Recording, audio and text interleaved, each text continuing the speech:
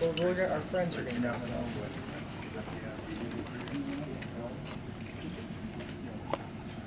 You want to say something, or you just want to take a rest? I don't have one. Okay, well, you've heard them downstairs, so now I guess questions are in order. Glenn, were you worried you were going to get arrested when you came into the United States? We weren't so worried that we weren't going to get on the plane. I mean, if we were really worried, we wouldn't have to come. There was no need for us to come, but we knew certainly that it was a risk. I mean, I think the important thing to realize about this is that American national security officials and other officials in the government have deliberately created an environment where they wanted us to think there was a risk. They have very deliberately and publicly suggested that the journalism we were doing was a crime. They've advocated that we be arrested. They've had their favorite media figures openly speculate about the possibility that we would be.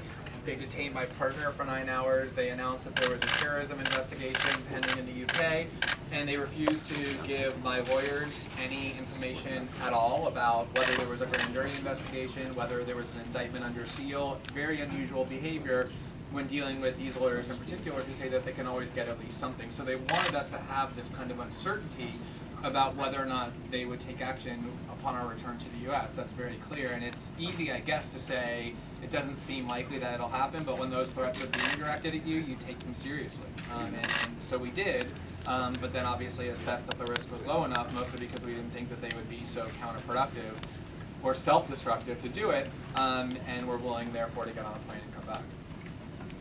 And those conversations about the indictment, how long, or if there was an indictment or grand jury, how long did those conversations go on? We've been trying to get information from the government about whether or not we could safely return to the U.S. for at least 4 to 5 months. And originally the government said that they were willing to have conversations about what that might entail, and then ultimately, I guess, decided that they weren't going to have those conversations because they just stopped returning calls and stopped giving any information. And so they just expressly refused to say whether or not there was a pending indictment under seal or whether or not we were required to do a grand jury investigation. Your trip isn't over. It doesn't just have to happen at the airport. What are you concerned about, both Glenn and Laura? And Laura, if you could describe how your experience coming through the airport today compared with your previous experience. I mean, you know, the other risks that I think that we face as journalists right now are the risk of subpoena, where the government subpoenas our materials and try to get information about our source. And we know that the government has been using the border as a sort of legal no man's land to get access to journalist materials. And I've experienced that for 6 years, where I've been detained, interrogated, and had equipment seized at the border. And never told, you know, for what reason it's happening. So, How many times did you do that? you know, I've asked the government to answer that question, and they won't tell me. I think close to 40 or more. I've got FOIAs out, and as soon as I can get a place account, I'll certainly publish it. So, I mean, the risks of subpoena are very real, and as you know, as you indicate, I mean, the fact that we're here is not an indication that there isn't a threat. We know there's a threat. We know there's a threat from what the government is saying in terms of how they're talking about the journalism that we're doing, and I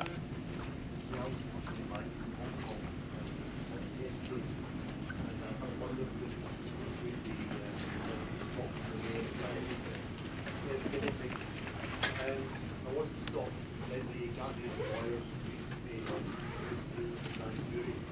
The second thing then, I do get stopped in the way into Britain, normally it's just about 20 minutes. Send me for some sin bin, check my passport details, and then say, your passport's been reported stolen or missing. The only person who's reported it stolen or missing is me. I took a formal complaint last month, and we'll see what happens.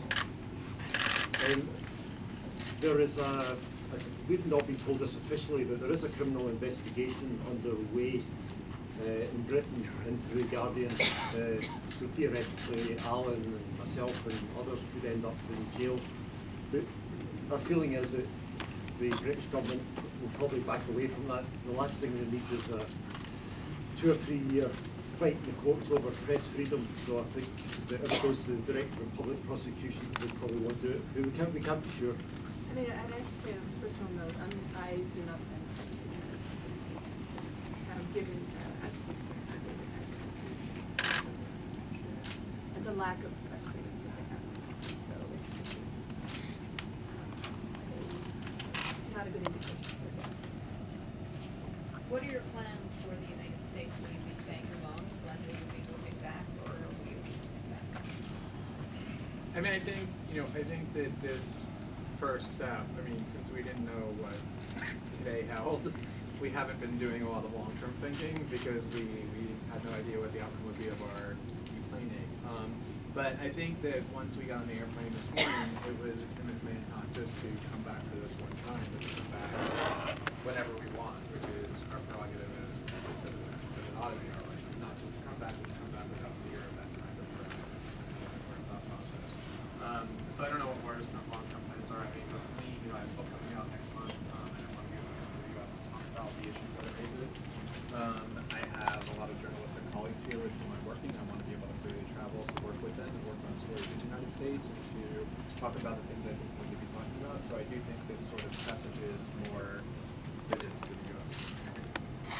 I mean, I started working outside the United States and setting up my own studio in Berlin before I was contacted by Snowden, and because it was completed targeting that had at the border, and so this was my day before working on the entertainment material, and for me the decision is I don't feel confident I can expose it to the world in the United States. It just, I certainly can't cross the border or with my equipment or anything. And so my plan is to finish editing and then return. Yeah, absolutely. Ms. Poitras, you did just come from Berlin. I'm from the television, and I would like to know, I already asked Mr. Greenwald about his opinion postponing the hearing of Snowden from the State Commission. So if they would hear Snowden, what do you think would that mean for Germany, for the US, and maybe the relationship? I mean, what I would say is that what's happening in Germany is, and what they're referring to is a church-like commission hearing that's happening in Germany, looking at the implications of the dangerous surveillance, and that this proposal is going on for, I think they say, at least a year. So it's a significant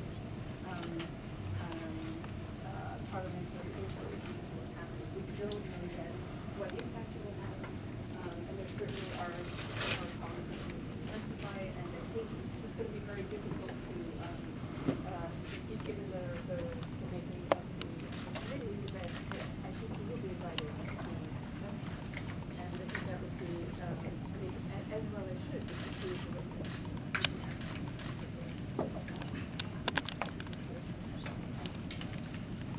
What worries each of you the most about the Foreign Intelligence Surveillance Court?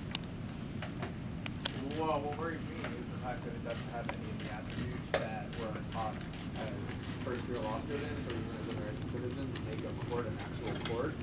It operates in complete secrecy. There's only one side allowed to be heard, which is the government. And it even for a long time was housed in the Justice Department, indicating what its real purpose is, which is not to be an outside body because it's exerting oversight, but to be an enabler of what the executive branch wants to do. And the proof is in the pudding in that there's been 30 years of private court decisions and an incontestable, humiliatingly small number of demands by the U.S. government to surveil and having been modified or rejected by the court. So it's purely fictitious, the idea that it exerts any real oversight over the surveillance regime. Laura, I didn't hear when you answered Ewen's question whether what was the experience on the border like now versus pre-Snowden, and I'm wondering whether this whole experience of seeing this more from a journalist gives you more confidence that maybe your status could be better now post-Snowden. Yeah. Well, I mean, the status, what you're actually witness with your own eyes is what is actually happening. I mean, they're different things, so I don't know that that status is better. No, I mean, what happened to me before is that I would be detained while I was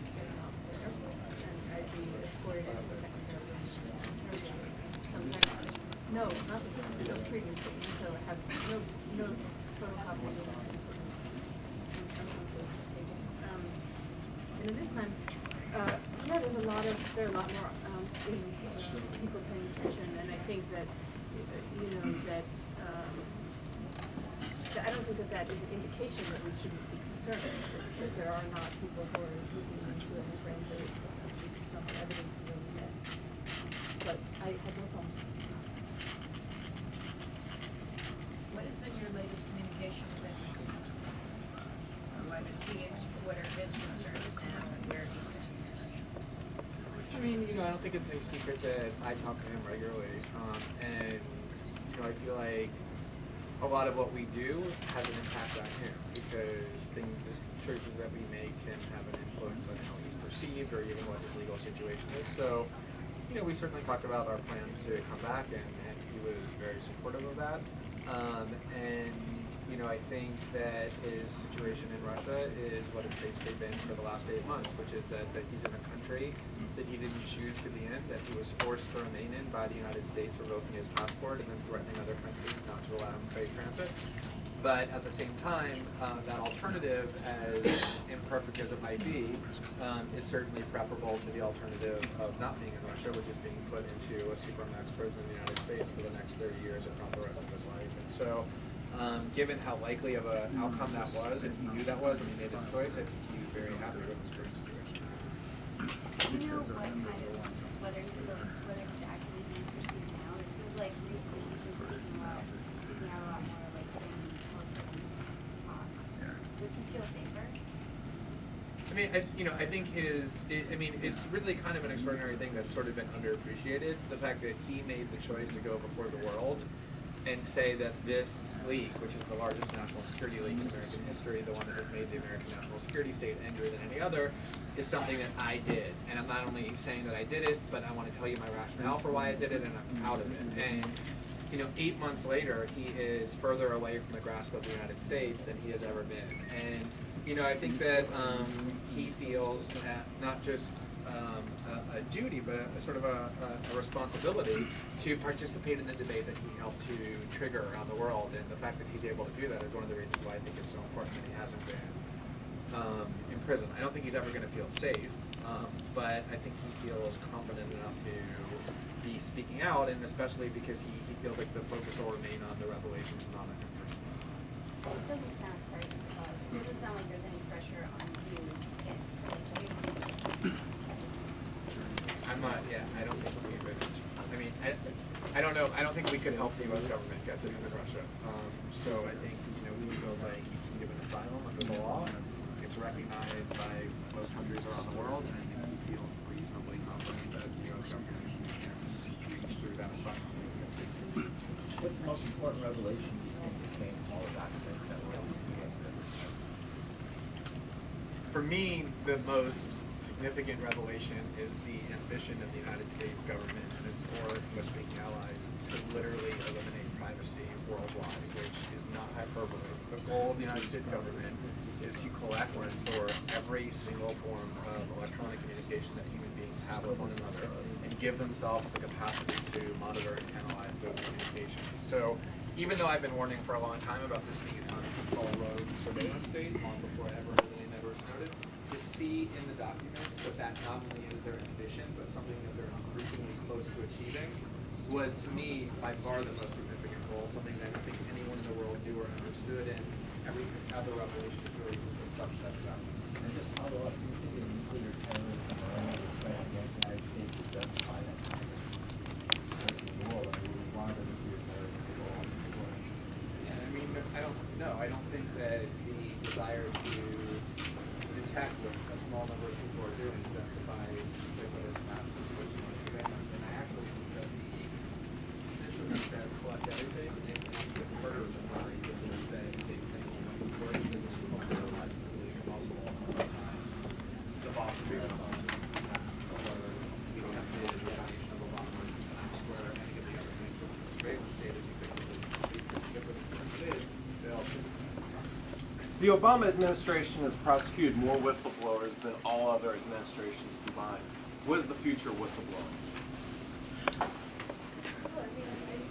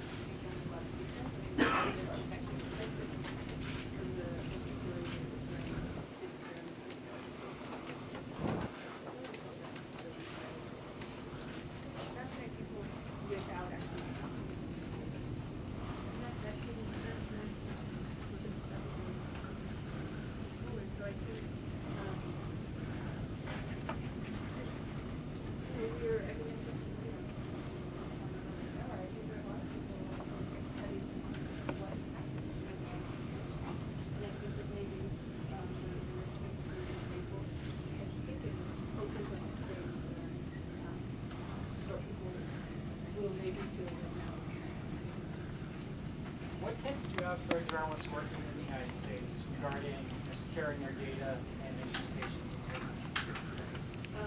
So, I didn't talk about the building of national security report. So I'm Glenn and I are both on the board of the organization called Foundation. We just published a blog about it here called Fail. This is a operating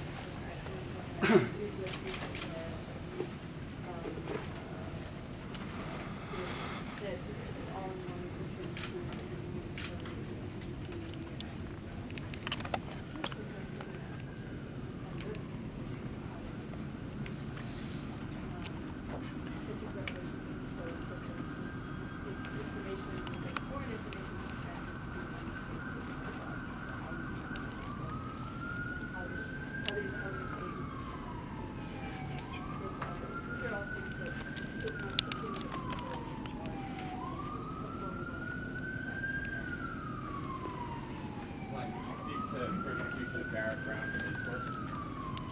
Yeah, I mean, I recall about that story. So, background, but there are a lot of cases over the last 5 years of people being personal doing things that are all get the visibility that the United States really does job.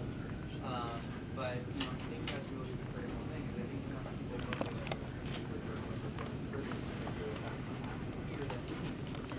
that we have a free press. But one of the ways that freedom of press is eroded is through journalists being tried this year in actually cases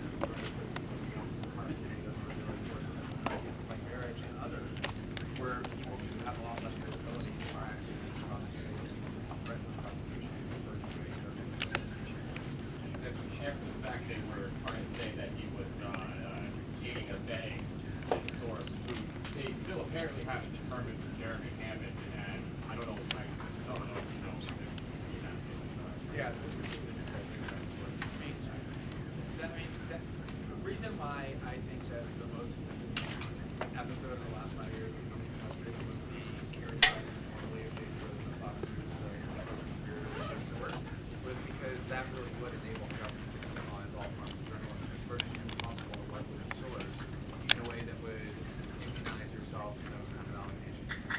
So I think that indictment is again an example of that theory being implemented, although with a lot less attention because he's very brown and not the Washington Bureau Chief of Fox News, but it's just as dangerous. How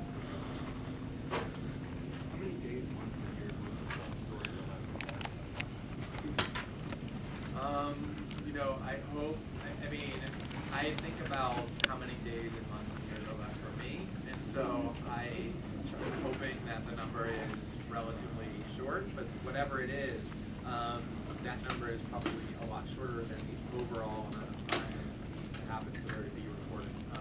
It's an extraordinarily deep and profound set of materials that he furnished, and I think that it's critical that all of the newsworthy items get published that should be published within the journalistic formula that we've been using, even if we're not the ones who do it, even if it doesn't create huge public attention because they feel like they're adhered to it or heard it all.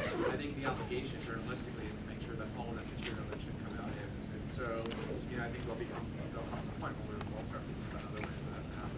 Maybe I follow up again. You talked about this before, but how do you feel the U.S.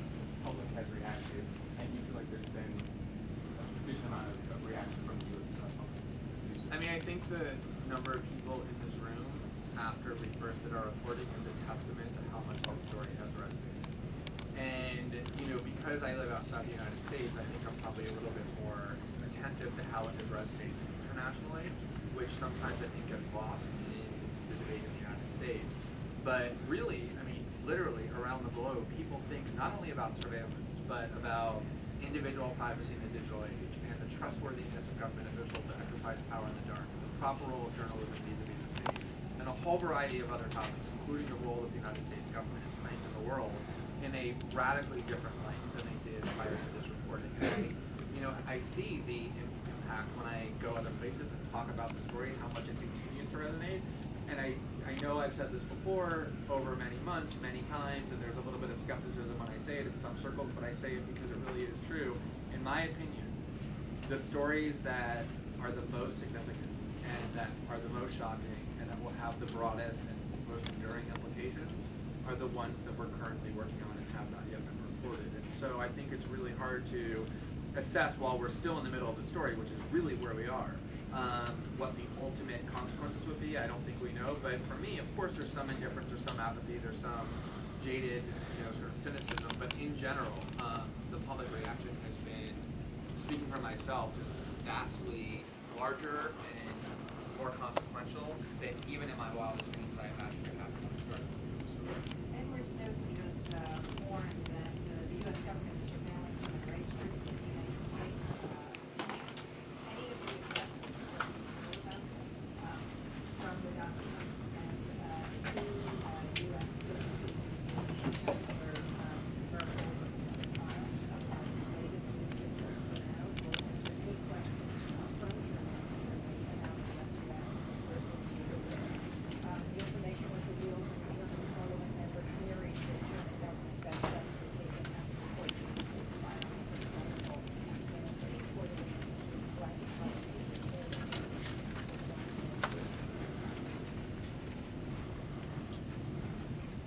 in response to that, it also this is I mean, I'll only break news on democracy now. No, I mean, as I said, I think some of the most significant stories are left to come. And it's hard to preview them when they haven't gone through the journalistic process and to talk about ones that they haven't published, but obviously Edward Snowden is aware of what's in the material that he gave us. And so when he describes what the surveillance state is doing, I think it should be deemed pretty reliable since everything else that he said about that has proven to be true, and I believe that will as well without talking about the report. Working with Germany, I mean, we all know the history of the Stasi in Germany makes this country very, very sensitive to privacy and very aware of and pernicious effects of government. So you have that, and then you also have local politics and allies. I mean, the government there, I think, is and they're trying to, really, I think, investigate that. And I also think, though, there are a lot of things in which the DMV is working with the NSA. And so, I think it's just interesting. How much of every day does Edward Snowden spend going over the stuff that he got, since he got so much that he must not have known everything that was in it in the first place? Well, first of all, I don't think the premise of your question is true at all. If you go talk to a second or third year litigator at a law firm, they basically spend all of their time sitting in conference rooms with documents full of documents and have to go through them all in a 1-week period or a 2-week period, and you develop systems for being able to review thousands and thousands of documents a day or a week, and being able to appreciate what their contents are and make assessments about whether or not they should be sent to the adversary counsel. There are all sorts of ways to review large amounts of material, and we report because part of what the reporting we do isn't just reading the documents, but going and piecing other things together that we probably didn't know before. But clearly, I know for a fact that he's extremely familiar with material. Can you describe that process? You have this big cache of documents. It's theoretically, as far as you know, Edward Snowden actually doesn't have any. How is that then brought out? Corollary to that, why isn't it just released to the public so that rather than journal documents? Sure, we consult with experts, we work with other experts, and if the story is ready for publication, we publish it. And all of us have been working without stop for 10 straight months doing that, and I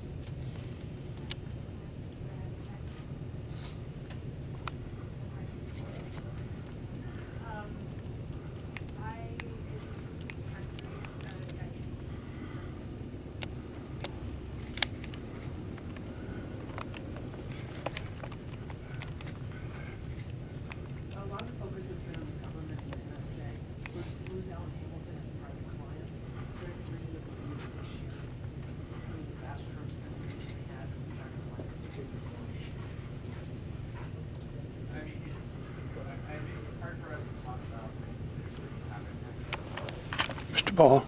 Hi. John Young. How's it going, John? Crypto. How you doing? I'm well, thanks. How are you? I'm well. How are you? Okay. Are you on duty in New York now? Yeah. I live here now. Good. I hope it's going well, man.